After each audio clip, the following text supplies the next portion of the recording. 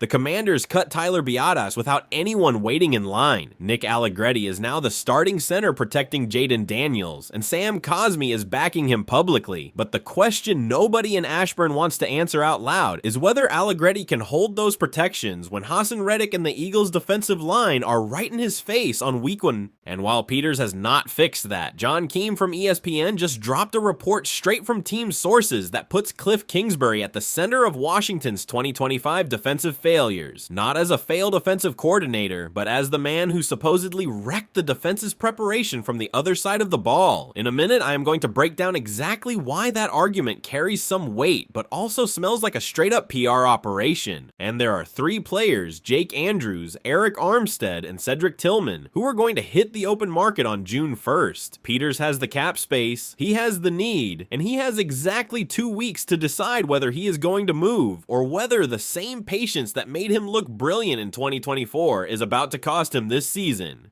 We are breaking all of it down today. Raise hail, let's go. Let's start with the center. Literally and figuratively, Tyler Biadasz was the Commanders' starting center. He wasn't an all-pro player. He wasn't the best center in the NFC, but he was consistent. He knew the system. He had established chemistry with the guards around him, and most importantly, he was the brain of the offensive line at the line of scrimmage. The center in modern football isn't just the man who snaps the ball to the quarterback. He's the conductor of the entire offensive line. He's the player who makes the protections, who identifies the blitz before the snap, who adjusts his teammates' blocks based on what he's seeing from the defense. He is, in many ways, the most intellectually demanding player on the entire offense except for the quarterback. Peters cut him without a clear replacement waiting, without having signed another comparable center before making the move. And that, if you're being honest about how NFL rosters work, is an enormous risk. Now, the official narrative from the building is that Peters tried to sign Tyler Linderbaum. Linderbaum is one of the best centers in the league. Young, athletic, intelligent, exactly the type of player you need in that role in a modern offense. The Commanders wanted him, they pursued him, and they lost.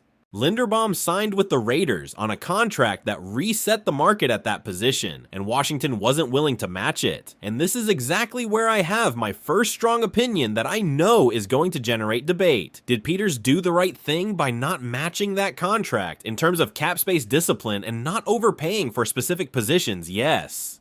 Peters has consistently demonstrated that he won't enter bidding wars that compromise the team's long-term financial flexibility. That's a roster-building philosophy with real merit that has worked in other franchises. But there is a fundamental difference between not overpaying for a support position player and not overpaying for the center of your offensive line when you have Jaden Daniels under center. And that difference is called quarterback protection priority. Look, if the offensive line fails in a specific game, the team loses that game and moves on. That's recoverable.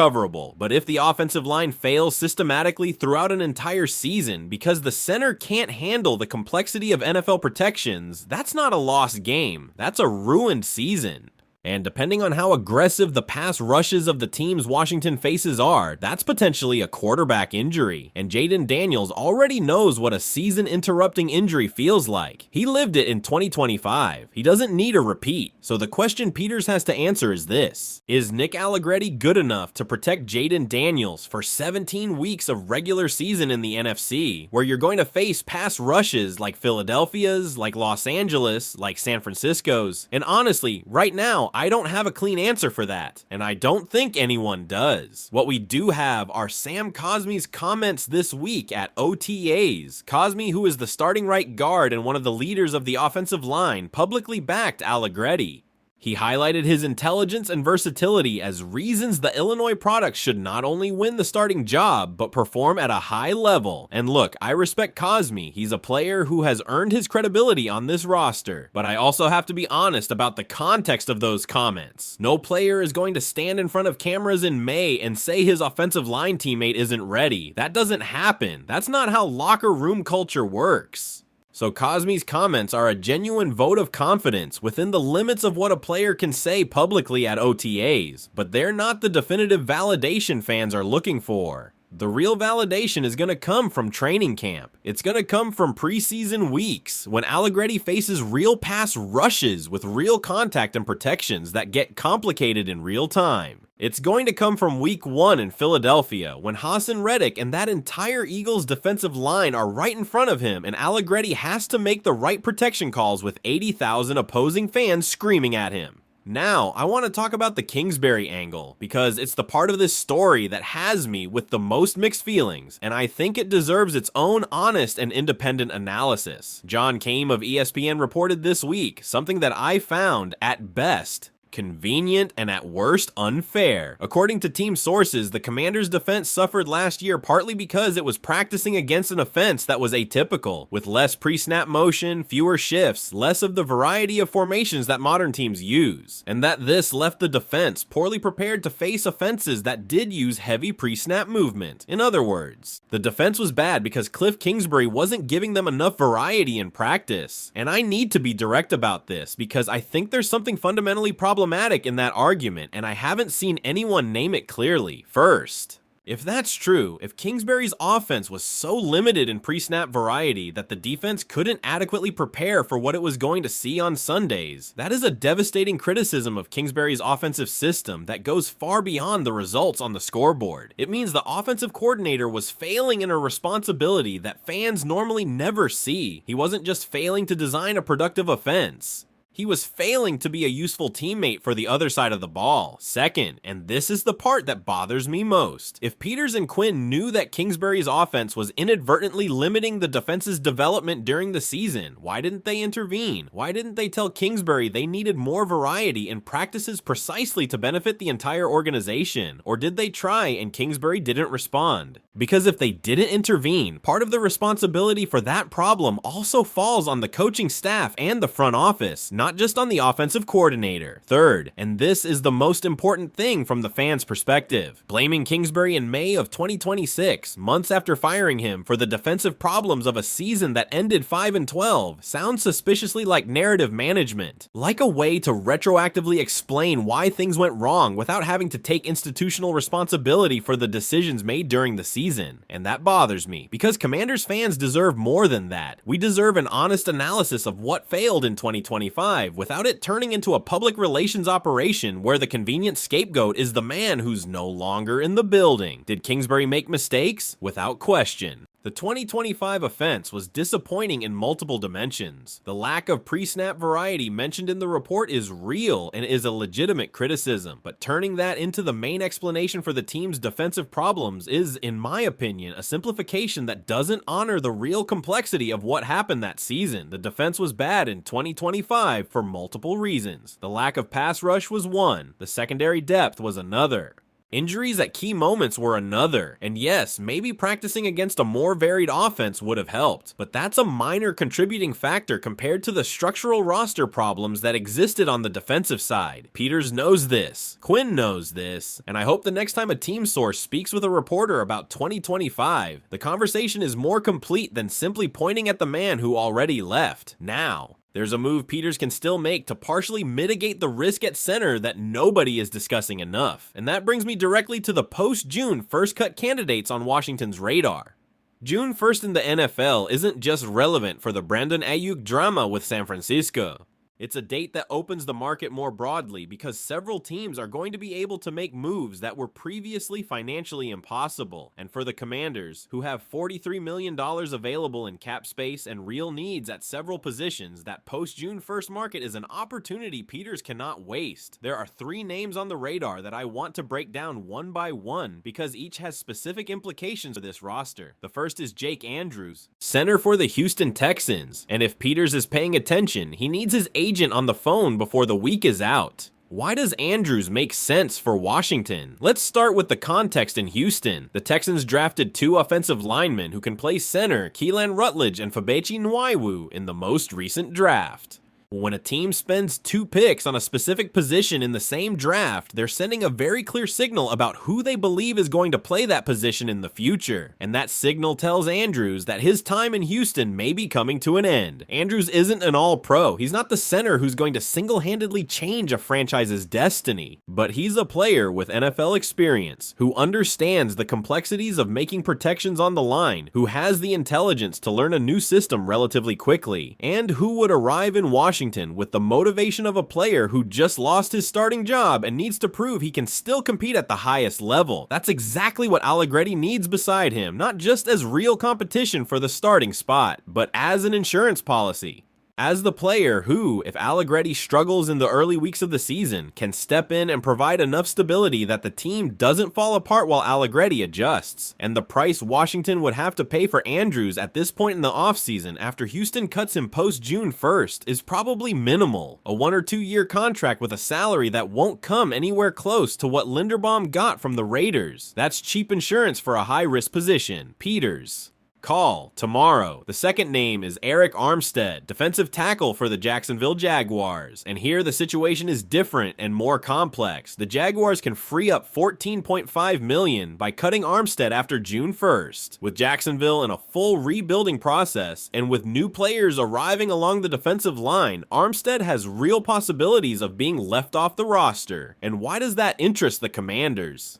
Because under the 3-4 system that Durante Jones is installing, you need mass on the interior. You need players who can do double duty, absorb double teams, and free up edge rushers to win one-on-one. And Armstead, when healthy, is exactly that type of player. The problem, and I have to be honest about this, is health. Armstead has struggled with injuries consistently in recent years. He's not the player who arrived in San Francisco and was a key piece of that dominant Niners defense. That player had explosiveness and power combined. The Armstead of today is more a pure power player, with less explosive athleticism than in his best years, but in the right role, in a rotation where he doesn't have to play 30 snaps per game, but 15 or 20 with high effectiveness, Armstead can still be valuable, and the post-cut price would again be significantly lower than his current salary in Jacksonville. Peters would probably have to pay $4 or $5 million for 1 year.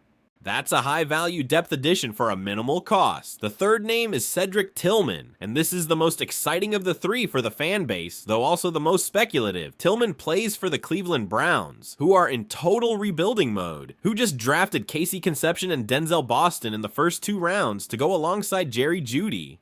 When a rebuilding team spends 2 first and second round picks on receivers, the message to the receivers already on the roster is brutal and clear. You're not part of the long-term plan. Tillman has been a consistent player during his 3 years in the NFL. He's dealt with injuries, which is concerning because a receiver's medical history is always relevant. But when he's been on the field, he's shown real things. Size, reliable hands, the ability to win on timing routes where the quarterback-receiver connection is critical. And here's the angle I find most interesting from the Commanders' perspective. We're not talking about Tillman as the starting number 2 receiver Daniels desperately needs. We're talking about Tillman as a low-cost depth addition that increases competition at the 4th and 5th receiver spots. And that, if someone like Antonio Williams or Treylon Burks has a health issue in training camp, gives Peters an option he didn't have to pay market price to obtain. On a roster where the receivers behind McLaurin are still an unanswered question, having more options competing in August is never a bad decision.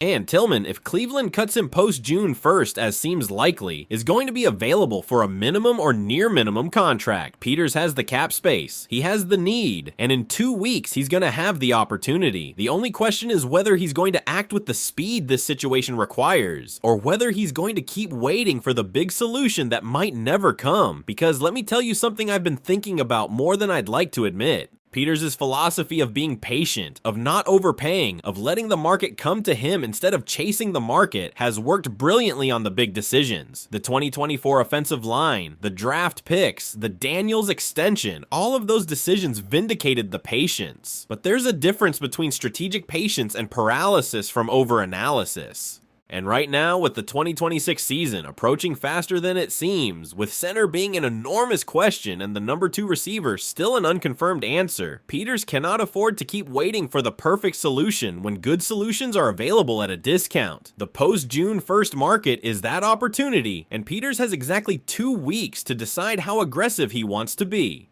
Back to Kingsbury for a moment, because there's an angle to this story I didn't fully develop earlier, and that I think deserves its own space. The idea that Kingsbury's offense hurt the defense because it didn't provide enough pre-snap variety in practices is, tactically speaking, an observation with real foundation. It's not an invention, it's not an excuse fabricated from nothing. In modern football, practice preparation is critical for defensive development. When a defense faces week after week an offense that uses the same concepts, the same formations, the same pre-snap rhythms, it develops a specific cognitive muscle. It learns to read those patterns. It learns to anticipate, and that anticipation, which seems like an advantage in practice, becomes an enormous vulnerability when Sunday comes and it faces an offense that does things in a completely different way.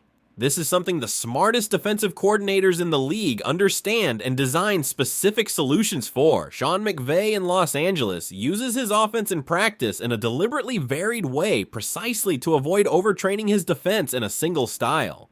The Patriots under Belichick had a specific protocol where scout teams imitated the most difficult systems the defense was going to face that week with a level of detail that other teams simply didn't apply. If Kingsbury wasn't doing that, if Washington's offense in practice was so predictable and limited in variety that the defense never had to face real pre-snap movement until Sunday, when they saw it for the first time live, that's a real problem. And it partially explains, only partially, why the Commanders' defense had so much trouble at the start of the 2025 season against teams that used heavy pre-snap motion. And here comes my fundamental problem with the way this is being presented. The narrative coming out of the building treats this like a revelation, like Peters and Quinn discovered after the fact that Kingsbury was inadvertently limiting the defense. And that simply isn't credible for someone who has followed this team closely. Dan Quinn is a defensive coach. That's his identity in the NFL. He's the man who built the Falcons' defense that reached the Super Bowl. He's the man under whose supervision the Cowboys' defense was one of the best in the league for several years. Quinn knows better than anyone what a defense needs to prepare correctly. And if Kingsbury's offense was creating a preparation problem for the defensive side of the ball, Quinn would have seen it. Week 1, maybe week 2, but he would have seen it. So there are two possibilities. One, Quinn saw it, spoke with Kingsbury about it, Kingsbury adjusted what he could, and the problem was mitigated but not completely resolved. That would be understandable and honest. 2, Quinn saw it, decided not to intervene because he didn't want to create internal conflict with his offensive coordinator mid-season, and now retrospectively the narrative is being constructed in a way that places the blame exclusively on Kingsbury. That would be convenient, but dishonest. I don't know which of those two is the truth. Nobody outside the building knows. But I do know that the way this story is coming out to the public, through anonymous sources speaking with Kame months after Kingsbury was already fired, smells more like image management than honest analysis of what failed. And what worries me more than the past is the forward-looking implication. If the argument is that offensive variety in practice directly impacts defensive quality, then the question for 2026 is this. Is David Blau's system going to give Durante Jones what Kingsbury supposedly didn't give him? Blau arrives with an offensive philosophy that by design includes more pre-snap variety, more motion, more shifts, more of the modern concepts the best offensive coordinators in the league are using. If that's true in practice and not just in the description, then Jones's defense under the new system should be better prepared for what it's going to see every Sunday. That would be the real vindication of the argument about Kingsbury, not the fact of having fired him, but the fact that his replacement effectively solves the specific problem attributed to him. That's what I want to see in training camp, not the Williams highlights or the McLaurin routes. I want to see whether the offensive practice under Blau has the variety and complexity that according to the building was missing under Kingsbury, because if it does, the argument has real substance, and if it doesn't, then Kingsbury's blame was more convenient than real. Time tells everything, it always does. That's where things stand today in the DMV, fam. Peters made an enormous decision, releasing Biadasz, didn't match Linderbaum's contract, and now Nick Allegretti has to prove he can be the brain of the most important offensive line in the NFC with Jaden Daniels depending on him directly. Cosme trusts him. I want to trust him. But training camp is going to tell the truth that OTAs cannot tell yet. The post-June 1st market opens in 48 hours. Jake Andrews, Arik Armstead, Cedric Tillman, 3 names. 3 low-cost opportunities that Peters can take advantage of right now if he wants to be aggressive, and I believe he has to be. Patience is a virtue until it becomes an action, and at this point in the offseason, Washington cannot afford to arrive at week 1 with the same unanswered questions it has today. And Kingsbury, look, he has his share of the blame. Offenses that don't prepare defenses are a real problem. But turning him into the scapegoat for everything that failed in 2025 while Peters and Quinn watched from the sideline is an argument that doesn't convince me. The truth is always more complicated than the convenient villain. Tell me in the comments. Do you think Allegretti can be the center this team needs? Or did Peters make the biggest mistake of his GM career? And if you could choose one player from the post-June 1st market for the Commanders, who do you call first?